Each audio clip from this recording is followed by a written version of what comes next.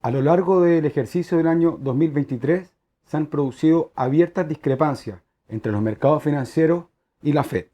Los mercados han apostado claramente por una relajación monetaria de los bancos centrales, muy apoyada en los datos de inflación mejores a los esperados que se han venido produciendo. Por ejemplo, en enero en Europa había una inflación de un 8,5% y en noviembre llegó al 2,4%, mientras que en Estados Unidos se ha pasado en enero de un 6,4% hasta el 3,1% que conocimos en noviembre. Pero los mercados financieros han ido incluso más allá de ese optimismo y han relacionado también esto con el crecimiento y han dicho, bueno, ya no estamos ni siquiera en un soft landing, es decir, un aterrizaje suave de la economía, sino que derechamente podríamos ir a un no landing, es decir, a un no aterrizaje de la economía. ¿Por qué? Porque no se ha entrado en muchos lugares a recesión. Si bien es cierto que en Europa se ha, en cierta forma, llegado a la recesión en algunos casos, en las economías más grandes, por ejemplo, como Estados Unidos, no se ha visto una recesión y el último dato nos muestra un crecimiento en el tercer trimestre de un 5,2%. El pasado miércoles la Fed vino a dar la razón a los mercados y en el comunicado y en la rueda de prensa de Jerome Powell cree que la inflación seguirá bajando y que no contempla escenarios recesivos en lo absoluto. Es verdad que la Fed, como es habitual en los banqueros centrales, usaron todo tipo de cautela o disclaimers para protegerse algo y también que el presidente de la Fed de New York, John Williams, dijo en una entrevista televisiva que no se ha discutido por el momento la rebaja de tasas de interés, pero de todas formas el T-Bond bajó el 4% la semana pasada y por otro lado el mapa de dot plot, o sea, el mapa de puntos que proyecta cuántas bajadas van a haber el próximo año de tasas de interés, se estima que será 3 veces el año 2024.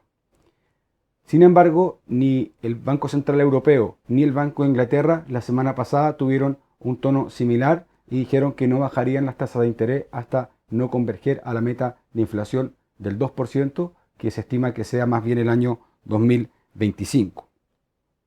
La consecuencia de todo lo anterior ha sido que las bolsas hayan subido de forma muy importante. Ya van 7 semanas consecutivas, apoyado también en el dato de ventas minoristas de noviembre. Y en particular podemos ver algunos récords. Por ejemplo, que el Dow Jones superó los 37.000 puntos, es decir, su máximo histórico. El Standard & Poor's tuvo una subida de un 2,9%, la mayor desde el año 2019. Y también el Dow Jones tuvo su mejor semana desde el año 2017. ¿Qué reflexiones podemos sacar después de todos estos datos, tanto macro como también de las bolsas en las últimas semanas? La primera es la falta de credibilidad que inspiran los bancos centrales. Primero, el año 2021 dijeron que la inflación era transitoria para luego reconocer el año 2022 que era estructural. Tras este error de análisis, el año 2023, la Fed dijo, bueno, esto va a ser higher for longer, es decir, tasas de interés más altas por más tiempo, pero hemos visto que ya en Jackson Hole se empezó a tornar un tono más acomodaticio, más data dependiente, pero siempre con esa cautela diciendo que estamos en una economía nueva, una economía que es impredecible e incluso sorprendente. Esto fue el 19 de octubre en el Economic Club de Nueva York.